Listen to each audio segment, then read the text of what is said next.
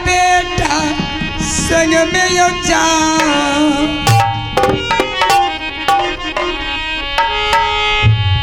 बेटा बो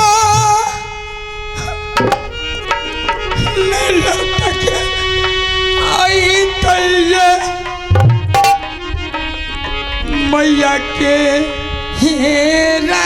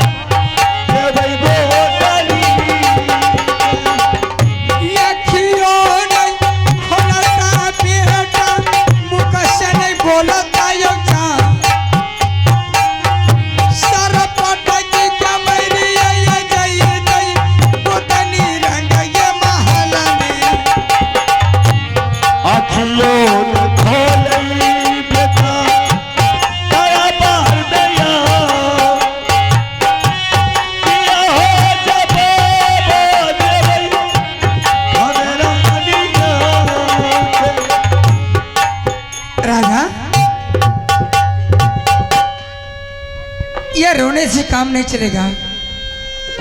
आपका द्वारपाल मंत्री है, आपने मंत्री को दरबार बुला लीजिए और मंत्री लगवा करके टंका में चोट दिलवा दीजिए। आज बाबू रुद्र सिंह का बेटा ने मर गया, मैं संस्कार करने लिए जा रहा हूं। एक एक लकड़ी जिसको देना है आकर के दे करके संस्कार करके अपने अपने घर चले जाए। इसे जल्द संस्कार करके आप महल आ जाइए। हे ये मंत्री ये मांगा ब्याह के दी हो, हे डंका में चोट दिलबा चल दिशा साकारा करबाइयो देबैयो यही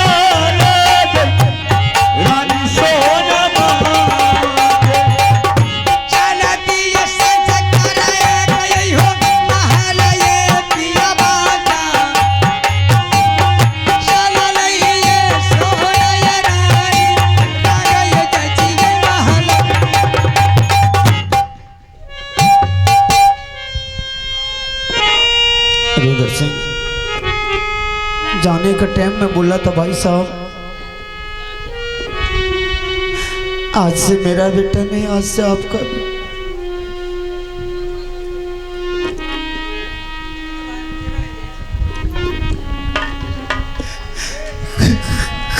कल अगर वो आएंगे बोलेगा भाई साहब मेरा बेटा आप दे दीजिए, अगर बोलेंगे नहीं तुम्हारा बेटा मर गया है तो वही रुदल सिंह बोलेगा कि वही राजबाब का बेटा बचा हुआ, मेरा बेटा मर गया।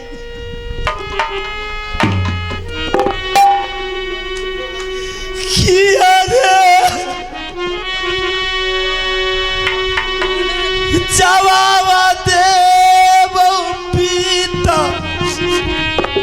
जी कर जा किया रे जवाब बेटा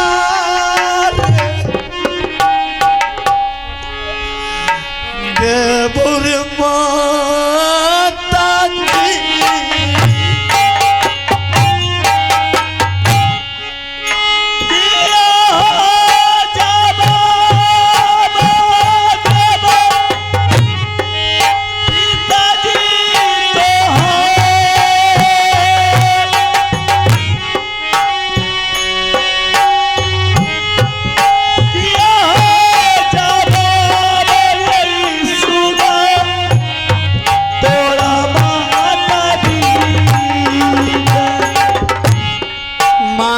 चांगल बेटा रहा छोटा की क्या जाए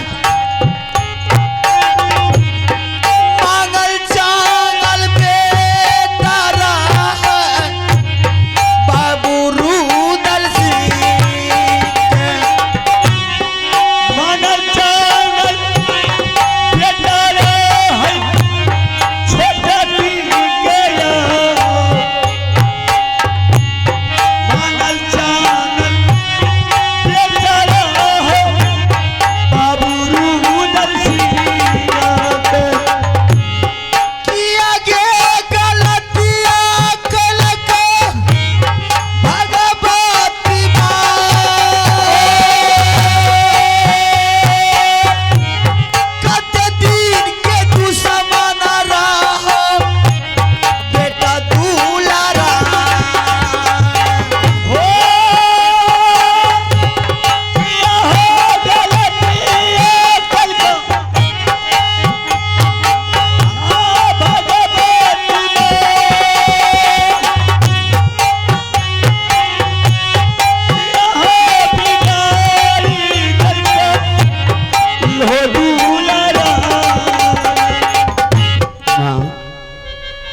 अरे इस बच्चा से अगर किसी तरह की गलती हुआ तो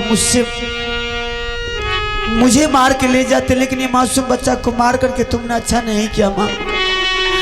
आज देख तेरे दरबार से आज तक कोई ऐसा खाली नहीं किया। अगर मेरा बच्चा का अगर मौत लिया तो मेरे बच्चे को वापस दे दे माँ।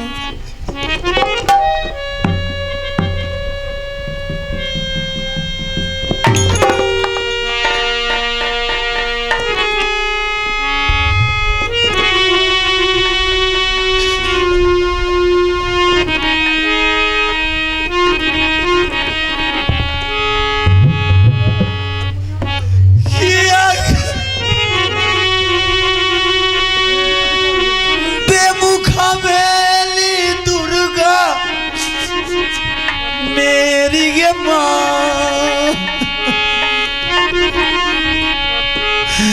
बेटा के चिल्लाइए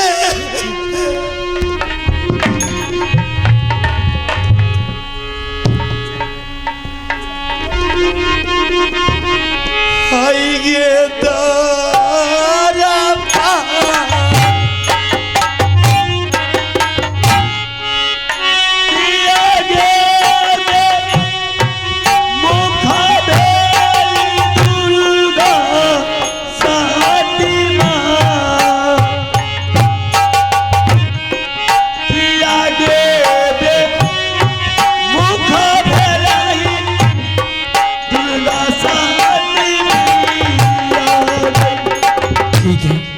कोई बात नहीं माँ, आज मैं मंत्री को बुला करके डंका में चोट दिलवा देता हूँ कि आज रुदल सिंह का बेटा मर गया है।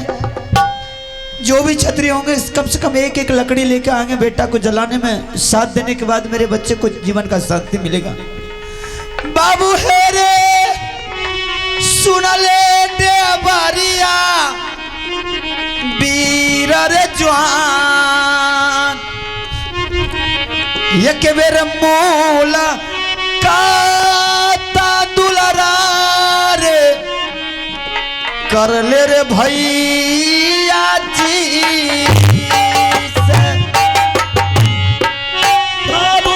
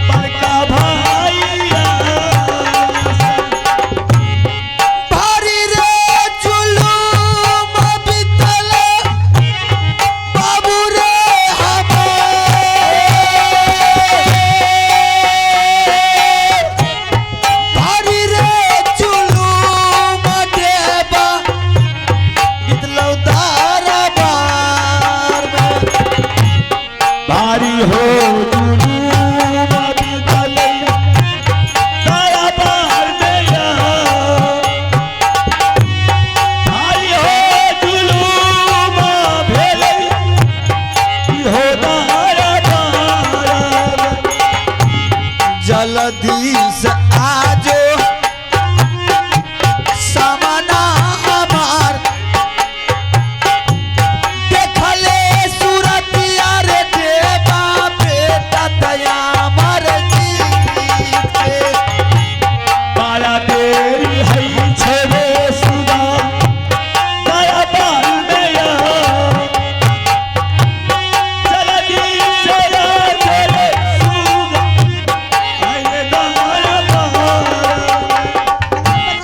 मास्टर बहादुर रेडवा एक डंका में चोट दे करके ये बोल लो कि आज के रुदल सिंह का बेटा मर गया है, एक एक लकड़ी लेकर के आने के लिए, तब तक बेटा का लाश का तुम देखभाल करना। मैं यहाँ से जा रहा हूँ छोटी रानी, हो सकता है कि रुदल सिंह के बारे में जानकारी हो जाने के बाद शायद वो नैहर चली गई होगी, मैं तब तक छोटी रानी को बुला कर लाता हूँ, उसके सामने अगर संस्कार करेंगे तो कल मेरे कलंक मेरे ऊपर नहीं चलेगा। अगर वो दोनों का अनुपस्थित में हम जलाते हैं तो कल मैं बदनाम हो जाएंगे कि मेरे बेटे को कम से कम मुझे जानकारी भी नहीं होने दिया, मेरे बच्चे को मार करके जला दिया। इतना देर बहादुर इंतजार करना, मैं भाग करके आ रहा हूँ।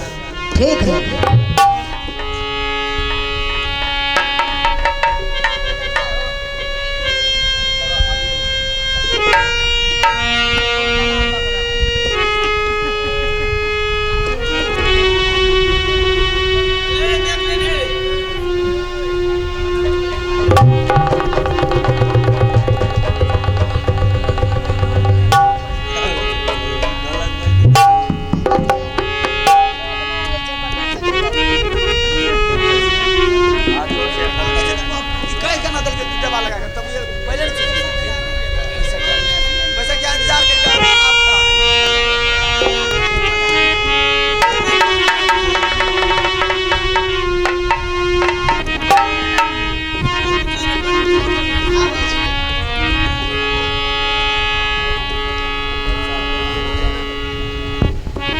सब आदमी चले हो लकड़ी दे ले, आ रुदल सिंह के बेटा मर गए हन,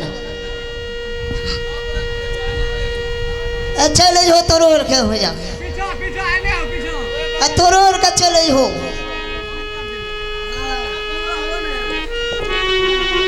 ढोला तो पीटे न दलिए।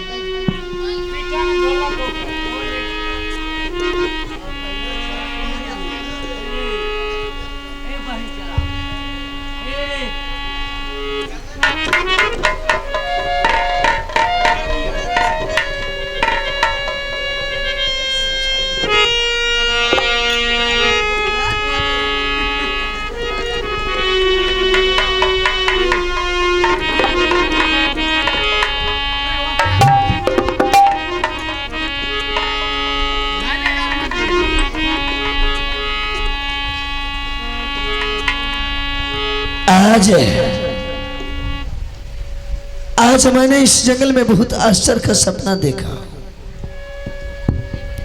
सपना मैंने ऐसा देखा हो बोलने से मेरा कलेजा तो टुकड़ा होता है। ठीक है, मैंने रानी को बुला करके ये सपना का समाचार उससे सुनाता हूँ। रानी क्या जवाब देती है? रानी सुन ले ये रजिया रानी हमार ये कबेरा ये जरानी है मेरे सामना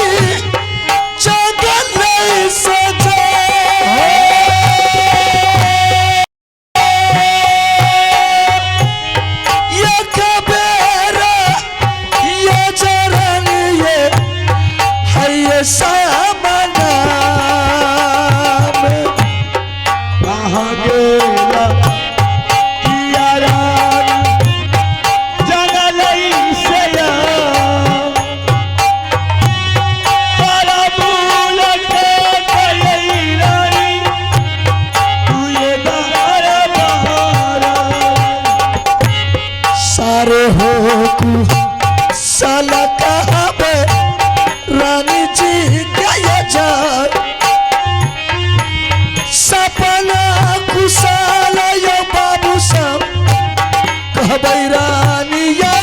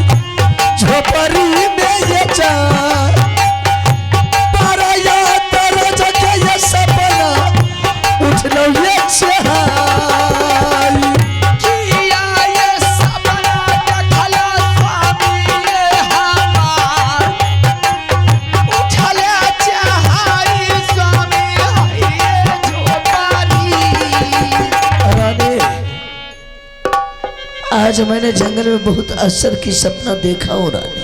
क्या आपने सपना देखे हैं? अगर वह सपना रानी तूने सुन लिया तो तुम्हारा कलेजा दो टुकड़ा हो जाएगी रानी। क्यों मेरी कलेजा दो टुकड़ा हो जाएगी? मैंने सपना में देखा हो रानी कि बेटा कनबज स्कूल से दरबार गया है और दरबार में जा करके बेटा अमरजीत सिंह माँ माँ करके मर गया है। नहीं, ऐसा नहीं हो सकता है। ये आप क्या बोल रहे हैं? नहीं रानी, आज मुझे दाया भाग का आंख भी फरकता है, लगता कि कोई घटना मेरे राज महबा में हो गया है। क्या होगा? कुछ नहीं हुआ होगा। ऐसा कर रानी, जब सदा के लिए दोनों प्राणी ये राज महबा को छोड़ करके जंगल भटक रहा हूं, उधर उधर का ठोकर खा रहा हूं, तो बेटा भी कनबज स्कूल में या राज महबा में रह करके क्या करेगा? चल बेटा को भी ले आएंगे राज महबा से। जहां उसका माँ पिताजी रहेगा वहां उसका भागल बेटा भी रहेगा। अच्छी बात है, चलिए ले आऊंगी। चलो रानी। चला लाई गए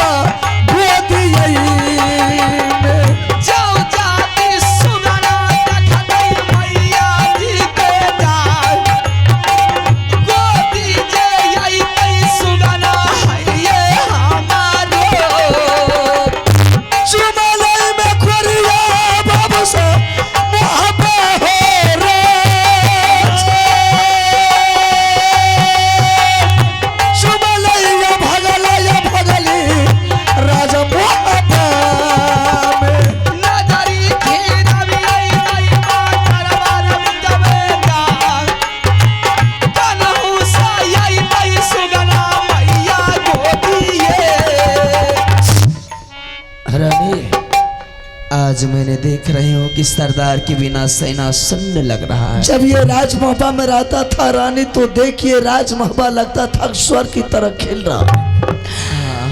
आज ये राजमहबा लगता है रानी की ये शमशान घाट बन गया है। क्यों नहीं लगेगा? न दरबार में भाई साहब को देखता हूँ, न दरबार में बेटा इंदर सिंह को देख रहा हूँ, न द्वारपाल डेपा पंडित को देखता हूँ, रानी किसी को नहीं देख रहा। इस दरबार में आपने रहते थे, आपसे मिलने के लिए बड़ी बड़ी दूर से बड़े बड़े राजा आपसे मिलने के लिए दोस्त महिम सभी के सभी आते थे। आपको इस दरबार से जाने के बाद एक भी पंछी तक नहीं आती है। रानी ये राजमहबा से मुझे कोई मतलब नहीं है, मतलब तो सिर्फ बेटा का है, जिस बेटा के लिए जंगल से दरबार आया। चारों तरफ नजर उठा करके देख रानी, या बेटा को आवाज लगा, अगर बेटा महल में होगा तो दौड़ के चले आएगा, बेटा को लेंगे चले देंगे। एक बात मैं आश्चर्य की देख रही हूँ। क्या देखती है? आइंदा इस दरबार में मैंने देखती थी कि मंत्री जी पहरा जगाया करते थे, लेकिन आज मैंने देख रही हूँ कि मंत्री जी दरबार में सो गए हैं। कहाँ रानी किधर देवा पंडित सोया है? नजर उठा करके देखिए, इसी मंत्री जी को जगाइए। अगर यह जाग जाएगा तो इसी मंत्री जी से बेटे के बारे में मैंने सारी बतावरण पूछ लूंगी, और बेटे अगर आया होगा तो गोद में उठा के चली जाओगी जंगल, जिस जंगल में मैंने दोनों व्यक्ति जीवन को व्यतीत करती हूँ। मैंने डेबा को जगा करके सारे राजमहबा का कुशल पूछ लेंगे और बेटा को लेकर के चले जाएंगे। अगर नहीं आया होगा तो उसी दरबार उसी गुरुजी के पास चली जाऊंगी जिस कनबज में दोनों बच्चा को मेरे नाम लिखाई थे। ठीक है रानी। डेबा है रे सुन ले डेबरिया भैया रे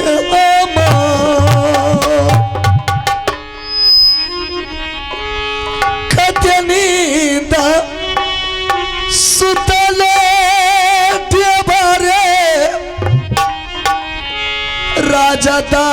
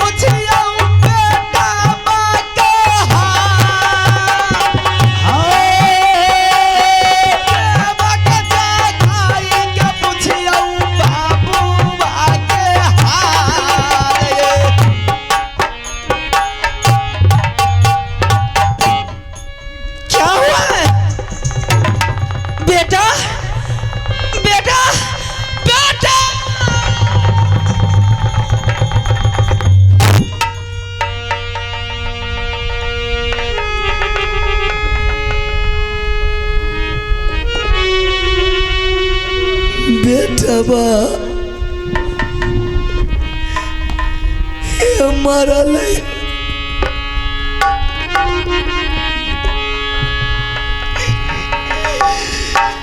कोरिया के ये जो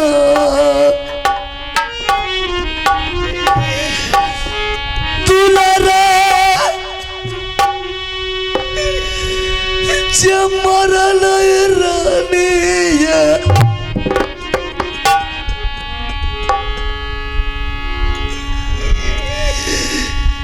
किलम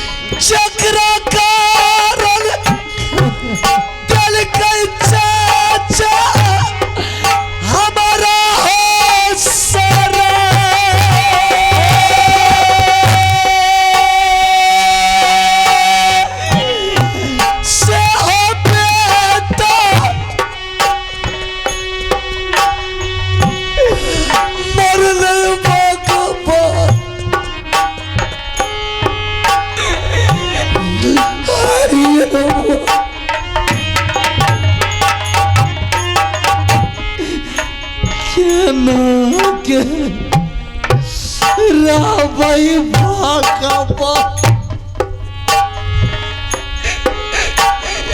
आज तू भी चला गया दुनिया में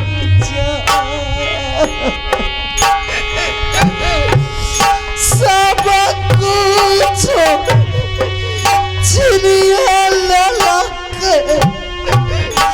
ये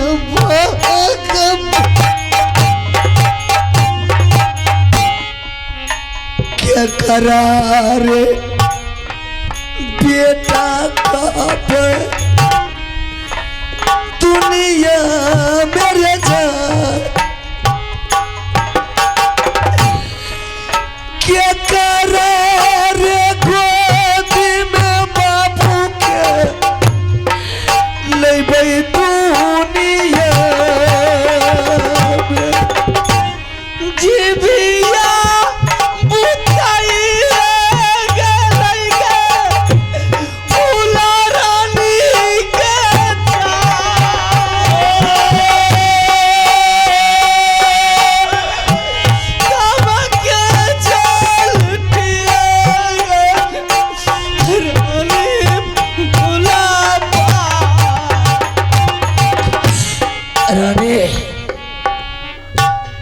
अगर इस दरबार में रोएंगी तो दुश्मन सब आ जाएगा तो बेटा का लाश को भी ले जाने के लिए नहीं देगा। ऐसा कर रानी,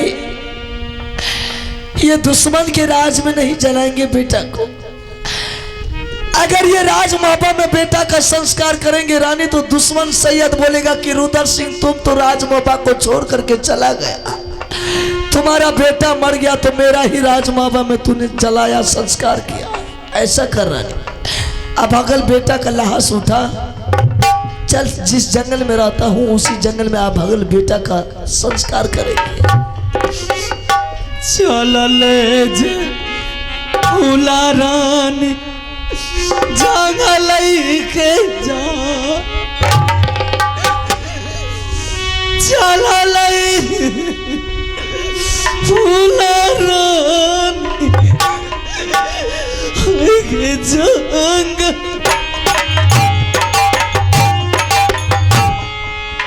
या पनारा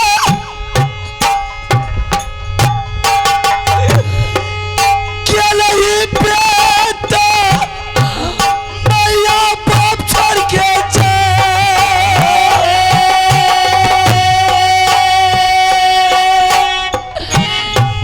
मैया बाप के छोड़ के